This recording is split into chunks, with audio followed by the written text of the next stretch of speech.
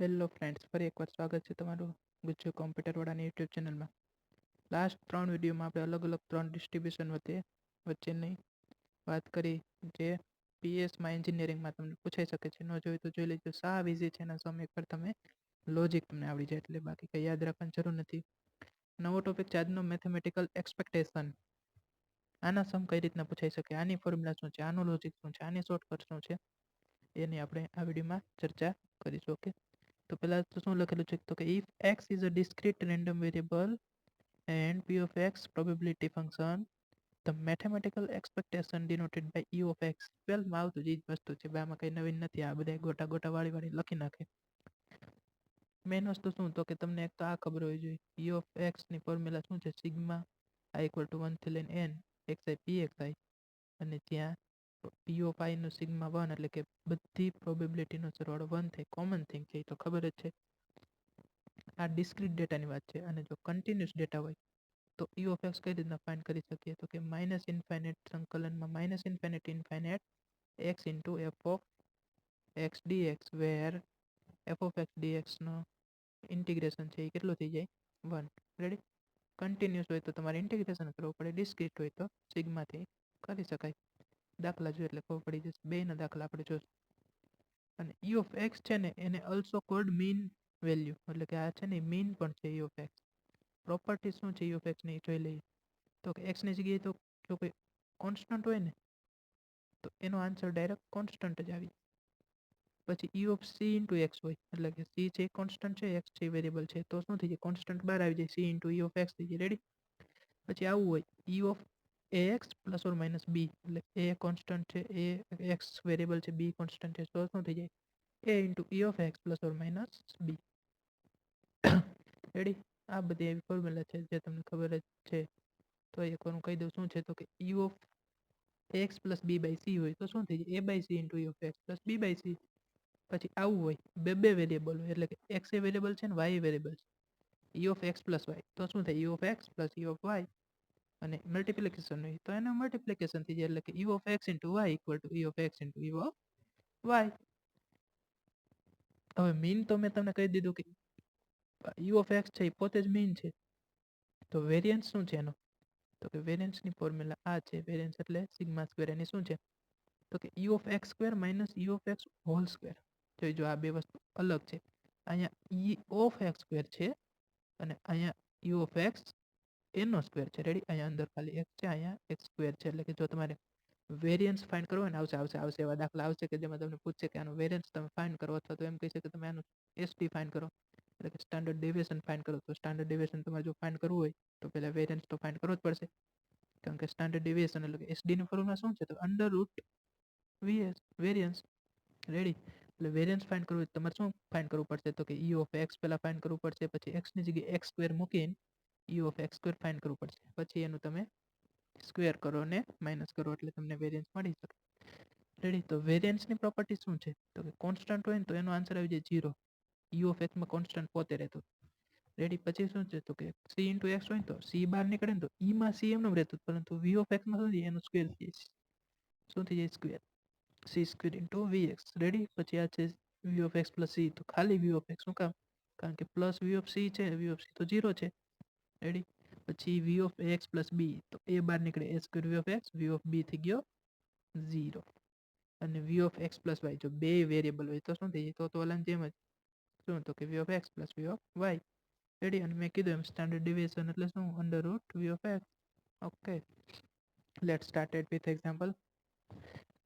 પહેલું એક્ઝામ્પલ એવું કીધું છે, હા તમને કહું છું કઈ અલગ અલગ રીતના આમાંથી સમ પૂછાઈ શકે છે. રેડી? પહેલું એક્ઝામ્પલ એવું છે, તો કે find expected value of given data. Expected value એટલે ઇ ઓફ એક્સ. યાદ રાખો શું છે, એક્સપેક્ટેડ વેલ્યુ એ પોતે જ ઇ ઓફ એક્સ. એટલે એને ઇ ઓફ એક્સ એટલે શું, તો કે એનો મીન. ઓકે, અને એની ફોર્મ્યુલા મેં શું કીધી હતી, ઇ ઓફ એક્સની ફોર્મ્યુલા ક્યાં ગઈ, એક જ મિનિટ તમને બતાવી દઉં. ઇ ઓફ એક્સની પહેલાં જ આપણે ચાલુ કર્યું ત્યારે મેં કીધું sigma x I into P x I. Okay, તો અહીંયા એક્સ આઈ આપેલું છે, પી આઈ આપેલું છે. એ બેનું મલ્ટિપ્લિકેશન કરી નાખો, સમ કરો, મલ્ટિપ્લિકેશન સમ, મલ્ટિપ્લિકેશન સમ, મલ્ટિપ્લિકેશન સમ, મળી ગયું તમને ઇ ઓફ એક્સ. આવી રીતના એક માર્કમાં પૂછી શકે છે. ઓકે, ઓકે, તો હવે નેક્સ્ટ એક્ઝામ્પલ જોઈએ. નેક્સ્ટ એક્ઝામ્પલ સેકન્ડમાં શું કીધું છે તો કે tray of electronics components contains 9 goods and 3 defective components. એટલે કે ટ્રે છે જે ઇલેક્ટ્રોનિક્સ કમ્પોનેન્ટ્સની, એમાં 9 સારા છે અને 3 ડિફેક્ટિવ છે. રેડી. ઇફ 2 સિલેક્ટેડ રેન્ડમ, એટલે કે 9 ને 3 12માંથી 2 ને રેન્ડમ રીતે સિલેક્ટ કર્યા, તો what is the expected number of defective components. Okay, એટલું સમજતા તમને ખબર પડી જાય. એક્સપેક્ટેડ વેલ્યુ પૂછી છે. હવે એક્સપેક્ટેડ વેલ્યુ કરીને ફાઇન્ડ કરવાની તો કે summation of xi into pxi, પરંતુ આપણે પ્રોબેબિલિટી એકની આપેલી નથી, તો બધાની પ્રોબેબિલિટી, બધા કેસની પ્રોબેબિલિટી આપણે ફાઇન્ડ કરવાની થશે. કેસ ક્યાં ક્યાં બનશે તો મેં ટેબલમાં બનાવેલા છે. ફાઇન્ડ કેટલા, પહેલા તો આપણે કેટલા સિલેક્ટ કેટલા કરવાના છે, 12માંથી 12 તમારી પાસે ટોટલ છે. ઓકે, 9 ડિફેક્ટિવ અને 9 સારા અને 3 ડિફેક્ટિવ, અને એમાંથી આપણે 2 જ ફાઇન્ડ કરવાના છે, એટલે કે 2 ને સિલેક્ટ કરવાના છે. અને એ 2 જે સિલેક્ટ કરીને એની આપણે એક્સપેક્ટેડ નંબર ઓફ ડિફેક્ટિવ કમ્પોનેન્ટ્સની એક્સપેક્ટેડ વેલ્યુ ફાઇન્ડ કરવાની છે. તો નંબર ઓફ ડિફેક્ટિવ એટલે આનો મતલબ શું છે ખબર છે? 12 છે ને એમાંથી તમને ખબર છે 9 સારા છે, 3 ડિફેક્ટિવ છે.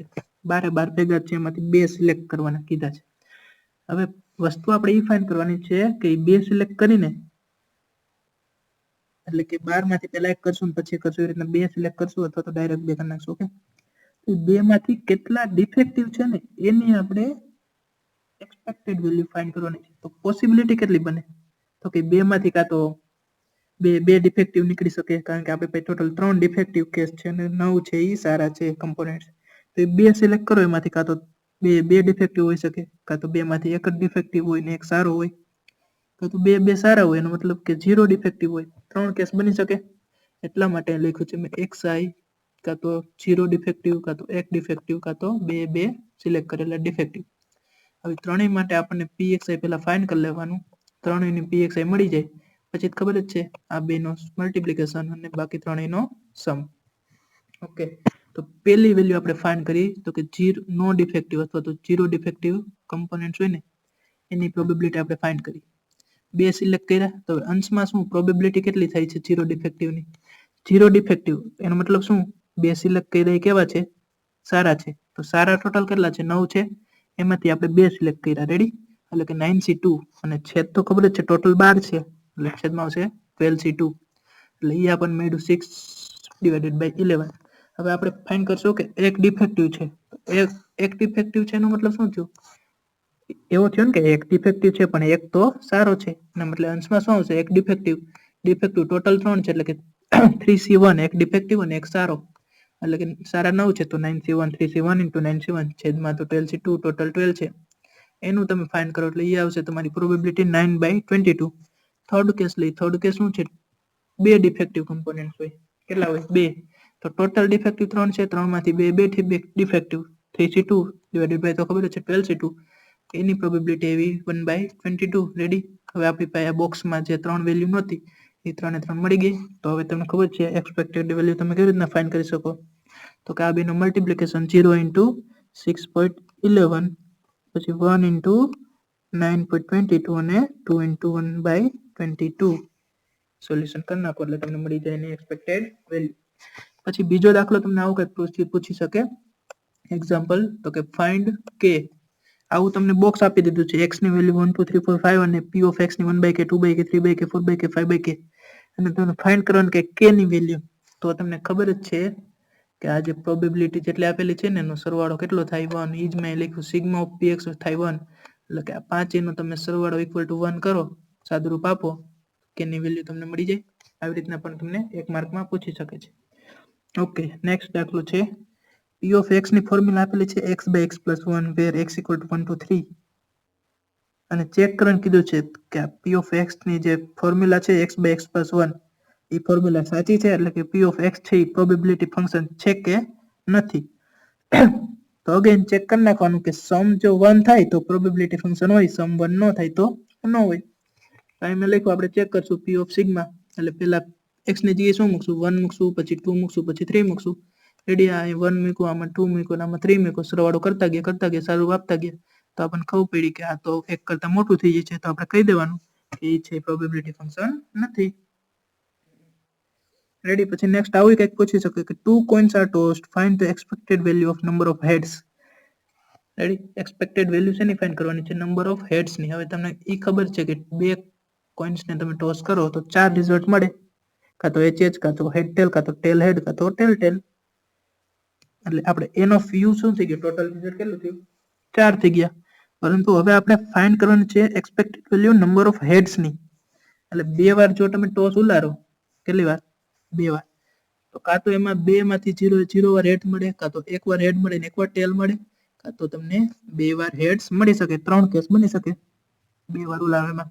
તો ત્રણેયની પ્રોબેબિલિટી પહેલા ફાઇન્ડ કરવાની. કેવી રીતના? તો અહીંયા તો ડાયરેક્ટ થઈ જશે. તો પહેલા આપણે ગોતી 0 વાર હેડ મળે. કેટલી વાર? 0 વખત હેડ મળે. Let me change the pointer that way you see clearly. શેની આપણે પહેલા પ્રોબેબિલિટી ફાઇન્ડ કરી?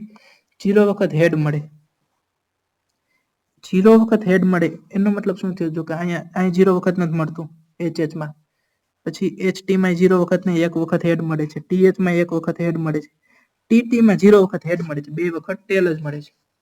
એટલે શું પોસિબિલિટી કેટલી થઈ? 1 અને ટોટલ પોસિબિલિટી છે 4. એટલે અહીં મેં લખ્યું છે કે 0 વખત હેડ મળે એની પ્રોબેબિલિટી છે 1/4. રેડી. હવે આપણે લખશું 1 વખત હેડ મળે. તો ક્યાં ક્યાં કેસમાં મળે છે? તો કે HT માં 1 વખત હેડ મળે છે અને TH માં તો પોસિબિલિટી થઈ 2 અને ટોટલ 4. અને પછી છે 2 વાર હેડ મળે તો એવી એક જ પોસિબિલિટી છે HH, એટલે 1/4 મળી ગઈ. x ની વેલ્યુ તો આપેલી જ હતી, p of x મળી ગઈ. એક્સપેક્ટેડ વેલ્યુ તમને ખબર છે, આ બેનો ગુણાકાર, આ બેનો ગુણાકાર, આ બેનો ગુણાકાર, બધાનો કરી નાખો સરવાળો, તો આપણને મળી જાય e of x. સમજાણું તમને? પછી આ હતા ડિસ્ક્રીટના દાખલા. હવે છે કન્ટિન્યુઅસ રેન્ડમ વેરિયેબલ ઉપર દાખલા. તો કે કન્ટિન્યુઅસનું મેં તમને ફોર્મ્યુલા કીધી, અગેન કહી દઉં. e of x ની આવી ફોર્મ્યુલા છે -infinity to infinity x into f of x dx. જ્યાં f of x છે એ પ્રોબેબિલિટી ફંક્શન છે. રેડી. પછી e of x સ્ક્વેર જો ફાઇન્ડ કરવાનું થાય, મેં કીધું હતું ને વેરિયન્સ ફાઇન્ડ કરવાનું થશે તો e of x square A find કરવાનું થશે. તો એની ફોર્મ્યુલા શું છે? તો કે x ની જગ્યાએ મૂકી દેવાનો x સ્ક્વેર. અહીંયા ન મૂકતા, ઓકે, કે તો ફંક્શન છે એ નો ચેન્જ થાય. અને v of x વેરિયન્સ ની ફોર્મ્યુલા શું થઈ જશે? તો કે e of x square minus e of x whole square. અને SD ની ખબર જ છે √vx. રેડી. એના સમ આપણે જોઈએ. તો કે આ રકમમાં તમને આપી લીધું છે f of x ફંક્શન તમને આપી લીધું છે કે -3 થી -1 સુધી આવું છે કંઈક, -1 થી 1 સુધી આવું, 1 થી 3 સુધી આવું, અને બાકી બધે કેવું થઈ જાય છે? 0 થઈ જાય છે. હવે શું ફાઇન્ડ કરવાનું છે? કે verify f of x is a probability function. એટલે કે પહેલા ફાઇન્ડ કરવાનું છે, વેરીફાઈ કરવાનું છે કે f of x છે પ્રોબેબિલિટી ફંક્શન છે. ઓલામાં આપણે જો આપણને પૂછે કે f of x probability function છે તો આપણે શું કરતા? બધાનો સરવાળો પ્રોબેબિલિટીનો કેટલો થવો જોઈએ? 1. તો અહીંયા આપણે ચેક કરવા જ કરશું. અહીંયા સરવાળો નહીં કરી, કન્ટિન્યુઅસ છે એટલે શું કરશું? બધાનું ઇન્ટિગ્રેશન -ઇન્ફિનિટી ટુ ઇન્ફિનિટી નું ઇન્ટિગ્રેશન કેટલું થવું જોઈએ? જો 1 થઈ જાય તો આપણે કહીશું કે હા એ તો પ્રોબેબિલિટી ફંક્શન છે. ન થાય તો નથી. અને બીજું અહીંયા રકમમાં જે શું કીધું છે? Also find the mean of the variance of x. Ready. એ આપણે ફાઇન્ડ કરશું પછી. તો પહેલા તો આપણે ચેક કરી કે -ઇન્ફિનિટી ટુ ઇન્ફિનિટીમાં f of x dx 1 થાય છે કે નથી થતું. -ઇન્ફિનિટી ટુ ઇન્ફિનિટીમાં કેવી રીતના ચેક કરવાનું? તો અહીંયા જોવાનું તમને કેટલા ભાગ આપેલા છે. -3 થી -1, -1 થી 1, 1 થી 3 એટલા ભાગ આપેલા છે. તો -ઇન્ફિનિટી ટુ ઇન્ફિનિટી ના એટલા ભાગ પાડવાના. કેવી રીતના? તો કે પહેલા -ઇન્ફિનિટી ટુ -3 જવાનું, પછી -3 થી -1 જવાનું, -1 થી 1 જવાનું, 1 થી 3 જવાનું, અને પાછું 3 થી ઇન્ફિનિટ વહી જવાનું. અહીંયા જેટલા ભાગ આપ્યા હોય ને એની ઉપર ડિપેન્ડ કરે. રેડી. કેટલા ભાગ પાડવા. હવે તમને શું તો કે -ઇન્ફિનિટી ટુ -3 એ અહીંયા આપેલું નથી. તો અહીં શું કીધું છે? elsewhere 0. આનું ઇન્ટિગ્રેશન થઈ ગયું 0. પછી -3 થી -1 એ આપેલું છે તો આપણે એનું ઇન્ટિગ્રેશન લીગલી કરશું. એ રીતના આનું આપેલું છે, આનું આપેલું છે. હવે 3 થી ઇન્ફિનિટી નું નથી આપેલું તો એની જગ્યાએ શું કરી નાખશું? 0. રેડી. આ 3 આપેલા છે ઇન્ટિગ્રેશન. તો ત્રણેયનું પેલા ફંક્શન મૂકી દેવાના જે હોય એક્સપેક્ટેડ. રેડી. જેમ કે અહીંયા -3 થી -1 માં આવું આપેલું છે 1/16 3 + x હોલ સ્ક્વેર. તો અહીંયા આપણે એ મૂક્યું. એવી રીતના અહીંયા જે હોય એ મૂકવાનું, અહીં જે હોય એ મૂકવાનું. પછી એનું કરી નાખો ઇન્ટિગ્રેશન, વેલ્યુ પુટ કરી દો, સાદુરૂપ આપી દો જે હોય એ. તો બધી વસ્તુ તમને આવડવી જોઈએ હો ને. અને બધું કરી નાખો. જો જવાબ 1 આવે, અહીંયા જો કે 1 આવ્યો તો કહી દેવાનું કે હા એ પ્રોબેબિલિટી ફંક્શન છે. નો આવે તો ના પાડી દેવાની. હવે આપણને શું ફાઇન્ડ કરવાનું કીધું છે? તો કે મ્યુ ફાઇન્ડ કરવાનું છે, મીન. તો મીનની ફોર્મ્યુલા શું છે? તો કે minus infinity to infinity X into F of X dx. એટલે કે ઓલા જે 3 છે ને એની જે ફોર્મ્યુલા આપેલી છે ને ઇન્ટુ એક્સ કરી નાખવાની. કેમ કે જો અહીંયા આ 3 માં ફોર્મ્યુલા છે, અહીંયા 1/16 3 પ્લસ એક્સ હોલ સ્ક્વેર છે, તો આપણે ઇન્ટુ એક્સ કરવાનું, કારણ કે ફોર્મ્યુલામાં ઇન્ટુ એક્સ છે. એ રીતના અહીંયા ઇન્ટુ એક્સ કરવાનો, અહીંયા ઇન્ટુ એક્સ કરવાનો. બસ પછી એનું ઇન્ટિગ્રેશન જેમ થતું હોય એ મુજબ એનું ઇન્ટિગ્રેશન કરતું જવાનું અને ફાઇનલ જે આન્સર મળે, અહીંયા શું આન્સર મળે છે 0, તો એ થઈ ગયો આપણો મીન. ઓકે, આવી રીતના કન્ટિન્યુઅસના દાખલા પૂછાઈ શકે છે. હજી એક દાખલો સોલ્વ કરીને ટ્રાય કરીએ. એક્ઝામ્પલ 2 શું કીધું છે? તો કે નાનો દાખલો છે, એના કરતાં એફ ઓફ એક્સ ની વેલ્યુ આપી દીધી છે, -1 થી 1 હોય ને તો જ આટલું, બાકી બધી 0. અને ફાઇન્ડ કરવાનું છે મીન અને સ્ટાન્ડર્ડ ડેવિએશન ઓફ એક્સ. પહેલા આપણે મીન ફાઇન્ડ કરીએ. મીનની ફોર્મ્યુલા મેં તમને કીધી છે -infinity to infinity X into F of X dx. પરંતુ આપણને અહીં શેની આપેલી છે? -1 થી 1 ની, બાકી બધી 0 છે, એટલે આપણે ખાલી શેના માટે ગણશું? -1 થી 1 માટે જ ગણશું. બસ -1 થી 1 એક્સ એટલે એક્સ, એફ ઓફ એક્સ ની ફોર્મ્યુલા આપેલી છે. મલ્ટિપ્લિકેશન કરીને એનું સાદુરૂપ આપતા જશું. મીન એટલે કે ઈ ઓફ એક્સ આપણને મળી ગયું છેલ્લે 1/3. રેડી? પરંતુ હવે આપણે એસડી એટલે કે સ્ટાન્ડર્ડ ડેવિએશન ફાઇન્ડ કરવાનું છે. અને સ્ટાન્ડર્ડ ડેવિએશન ફાઇન્ડ કરવા માટે શું જોઈએ? તો કે સ્ટાન્ડર્ડ ડેવિએશન માટે પહેલા તો વેરિયન્સ જોઈ, અને વેરિયન્સ માટે શું જોઈએ? અહીંયા વેરિયન્સની ફોર્મ્યુલા છે. વેરિયન્સ માટે ઈ ઓફ એક્સ સ્ક્વેર જોઈએ અને ઈ ઓફ એક્સ જોઈએ. હવે ઈ ઓફ એક્સ તો આપણે મીન તો આપણે ફાઇન્ડ કરી નાખ્યો, કર્યો ને અહીંયા છેલ્લે. આ આપણે મીન જે ફાઇન્ડ કર્યો ઈ ઓફ એક્સ જ કર્યો ને, 1/3 આવ્યું. ઈ ઓફ એક્સ તો કરી નાખ્યો, પરંતુ ઈ ઓફ એક્સ સ્ક્વેર પણ હજી જોશે. તો એટલા માટે મેં અહીંયા ઈ ઓફ એક્સ સ્ક્વેર પહેલા ફાઇન્ડ કરીને રાખ્યો છે. ઈ ઓફ એક્સ સ્ક્વેર ની ફોર્મ્યુલા શું છે? તો કે ઈ ઓફ એક્સ માં એક્સ હતો, એની જગ્યાએ ઈ ઓફ એક્સ માં અહીંયા એક્સ સ્ક્વેર થઈ જાય. એટલે એક્સ સ્ક્વેર થી બધે મલ્ટિપ્લિકેશન થાય, બાકી બધું જે સેમ હોય એ જ રહેતું જાય. કરી નાખો તમે. તો fortunately E of X square ની વેલ્યુ પણ 1/3 આવી. ગમે આવી શકે, હા, એને કઈ કહી ના શકે. ઓકે, હવે ઈ ઓફ એક્સ મળી ગયું, ઈ ઓફ એક્સ સ્ક્વેર મળી ગયું. એના ઉપરથી આપણે પહેલા વી ઓફ એક્સ ફાઇન્ડ કર્યું. E of X square minus E of X નો હોલ સ્ક્વેર, એટલે આ આપણને મળી ગયું 2/9 વેરિયન્સ. પરંતુ આપણને તો સ્ટાન્ડર્ડ ડેવિએશન કીધું છે, એટલે કે વેરિયન્સ નો હજી સ્ક્વેર રૂટ. એટલે 2/9 ને તમે સ્ક્વેર રૂટમાં મૂકો તો 2 નું સ્ક્વેર રૂટ ઓફ 2 અને 9 નું થઈ ગયું 3. બસ આ જ છે, આટલું જ તમને પૂછાઈ શકે છે. આની સિવાય એક્સ્ટ્રા કાંઈ નથી. આમાં તમને ન સમજાણું તો કોમેન્ટ કરીને પૂછી શકો છો. શેર કરો તમારા મિત્રોને. Thank you so much for watching.